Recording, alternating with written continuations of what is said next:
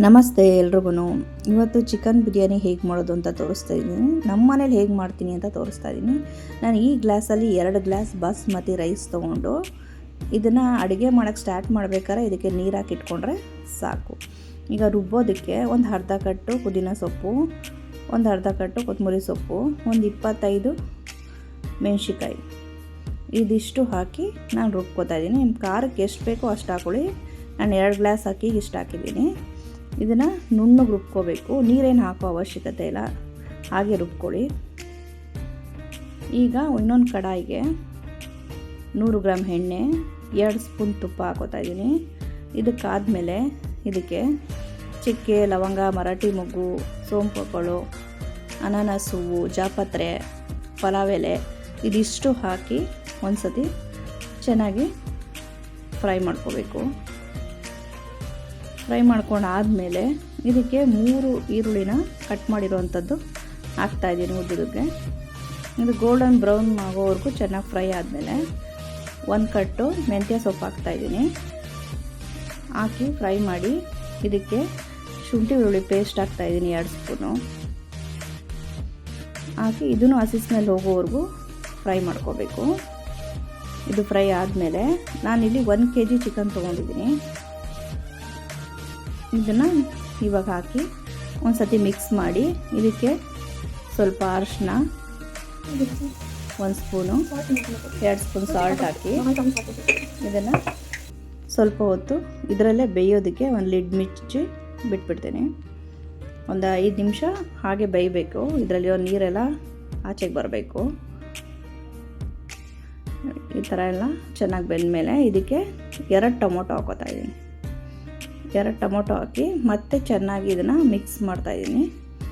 ಈಗ ರುಬ್ಬಿರೋ ಅಂಥದ್ದು ಹಾಕಿ ಅದನ್ನು ಚೆನ್ನಾಗಿ ಫ್ರೈ ಮಾಡ್ಕೊಳ್ಳೋಣ. ಪುದೀನ, ಕೊತ್ತಂಬರಿ, ಹಸಿಮೆಣ್ಸಿಕಾಯಿ ರುಬ್ಬಿದ್ವಲ್ಲ ಆ ಪೇಸ್ಟ್ ಹಾಕಿ ಚೆನ್ನಾಗಿ ಬೇಯಿಸ್ಕೊಳ್ಳೋಣ. ಈಗ ಚಿಕನ್ ಅದರಲ್ಲಿ ಬೇಯಬೇಕು, ಒಂದು 15 ನಿಮಿಷ ಅದರಲ್ಲಿ ಬೇಯಬೇಕು. ಈ ಥರ ಎಲ್ಲ ಬೆಂದು ಎಣ್ಣೆ ಬಿಟ್ಟಾಗ ಇನ್ನೊಂದು ಸತಿ ಚೆನ್ನಾಗಿ ತಿರ್ಗಿಸ್ಕೋಬೇಕು. ಇದನ್ನು ಕುಕ್ಕರಲ್ಲಿ ಮಾಡೋದಕ್ಕಿಂತ ತಪ್ಪಲೆಯಲ್ಲಿ ಮಾಡಿದ್ರೆ ತುಂಬ ಟೇಸ್ಟಾಗಿ ಬಿಡಿಯಾಗಿ ಬರುತ್ತೆ. ಇದಕ್ಕೆ ಒಂದು 3 ಸ್ಪೂನು ಮೊಸರು ಹಾಕೋತಾ ಇದ್ದೀನಿ. ಹಾಕಿ ಚೆನ್ನಾಗಿ ತಿರ್ಗಿಸ್ಕೊಂಡು ಇದಕ್ಕೆ ಬಿರಿಯಾನಿ ಪೌಡ್ರು ಮನೆಯಲ್ಲೇ ಮಾಡಿರೋ ಅಂಥದ್ದು 2 ಸ್ಪೂನ್ ಹಾಕೋತಾ ಇದ್ದೀನಿ. ಹಾಕ್ಕೊಂಡು ಚೆನ್ನಾಗಿ ಒಂದು ಸತಿ ಮಿಕ್ಸ್ ಮಾಡಿ ಲಿಡ್ ಮುಚ್ಚಿ ಬಿಟ್ಬಿಡಬೇಕು. ಒಂದು 15 ನಿಮಿಷ ಇದರಲ್ಲಿ ಬೆಂದಮೇಲೆ ನೋಡಿ ಈ ಥರ ಎಣ್ಣೆ ಎಲ್ಲ ಅದು ಬಿಟ್ಟಿರಬೇಕು. ಆಮೇಲೆ ನಾನು ಕಾಯಿ ಹಾಲು ತೊಗೊಂಡಿದ್ದೀನಿ. 2 ಗ್ಲಾಸ್ ನಾನು ಕಾಯಿ ಹಾಲು ಹಾಕ್ತೀನಿ. 2 ಗ್ಲಾಸ್ ನಾನು ನೀರು ಹಾಕ್ತೀನಿ. 1 ಗ್ಲಾಸ್ಗೆ 2 ಗ್ಲಾಸ್ ಥರ 4 ಗ್ಲಾಸ್ ಹಾಕ್ತಾಯಿದ್ದೀನಿ. ಇಲ್ಲಿ 2 ಗ್ಲಾಸ್ ಅಕ್ಕಿ ತೊಗೊಂಡಿದ್ದೀನಿ, 4 ಗ್ಲಾಸ್ ನೀರು ಹಾಕ್ತಾಯಿದ್ದೀನಿ. ಬಿಡಿ ಆಗಬೇಕು ಅಂದರೆ 4 ಗ್ಲಾಸ್ ಹಾಕಿ, ಇನ್ನೊಂದು ಚೂರು ಸಾಫ್ಟ್ ಆಗಬೇಕು ಅಂದರೆ ಇನ್ನೊಂದು ಸ್ವಲ್ಪ ನೀರು ಹಾಕ್ಕೊಳ್ಳಿ. ಹಾಕ್ಕೊಂಡು ಈ ಥರ ಮಳ್ಳಕ್ಕೆ ಸ್ಟಾರ್ಟ್ ಆದಮೇಲೆ ಈ ಅಕ್ಕಿ ಏನು ಉನಿ ಹಾಕಿದ್ವಲ್ಲ ಅದನ್ನು ಹಾಕ್ತಾಯಿದ್ದೀನಿ. ಹಾಕಿ ಒಂದು ಸತಿ ಚೆನ್ನಾಗಿ ಮಿಕ್ಸ್ ಮಾಡ್ಕೊಳ್ಳಿ ಇದನ್ನು. ಈಗ ಸಾಲ್ಟ್ ಹಾಕೊಳ್ಳೋಣ.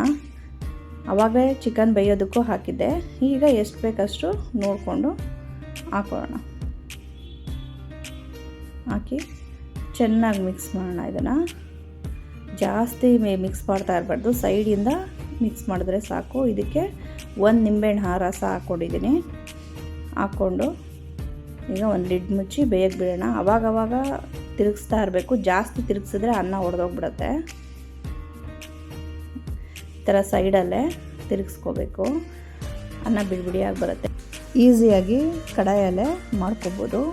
ನಾನು ಕುಕ್ಕರಲ್ಲಿ ಮಾಡೋದು ಕಮ್ಮಿ, ಕಡಾಯಲ್ಲಿ ತುಂಬ ಬಿಡಿಯಾಗಿ ಬರುತ್ತೆ.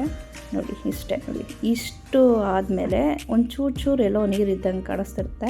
ಪೂರ್ತಿ ನೀರು ಡ್ರೈ ಆಗಿ ಇನ್ನೊಂದು ಸ್ವಲ್ಪ ಡ್ರೈ ಆಗಬೇಕು ಅನ್ನೋ ಟೈಮ್ಗೆ ಸ್ವಲ್ಪ ತುಪ್ಪ ಹಾಕಿ ಪಕ್ಕದಲ್ಲಿ ರೊಟ್ಟಿ ಕಲ್ಲು ಕಾಯಕ್ಕೆ ಇಟ್ಕೊಂಡಿರಬೇಕು. ಒಂದು 2 ನಿಮಿಷ ಕಾದಿರೋ ಅಂಥ ರೊಟ್ಟಿ ಕಲ್ಗೆ ಈ ತಪ್ಪಲೆ ಎತ್ತಿಟ್ಬಿಟ್ಟು ಒಂದು ಪ್ಲೇಟ್ ಮುಚ್ಚಿ ಕಾದಿರೋ ನೀರು ಇಟ್ಟರೆ ಒಂದು 15 ನಿಮಿಷ ಜೋರುರಿ ಮಾಡಿ ಆಫ್ ಮಾಡಿಬಿಡಬೇಕು. ನೋಡಿ ಆಮೇಲೆ ಈ ಥರ ಬಿಡಿಯಾಗಿ ಬಂದಿರುತ್ತೆ. ಒಂದು ಚೂರು ಅಂಟ್ಕೊಂಡಿರಲ್ಲ, ಎಷ್ಟೊಂದು ಬಿಡಿಯಾಗಿ ಬಂದಿರುತ್ತೆ ನೋಡಿ. ನೀವು ಎಲ್ಲರೂ ಟ್ರೈ ಮಾಡಿ ಮನೇಲಿ ಹೇಗೆ ಬಂತು ಅಂತ ಕಮೆಂಟ್ ಮಾಡಿ. ಇಷ್ಟ ಆದರೆ ಲೈಕ್ ಮಾಡಿ. Thank you.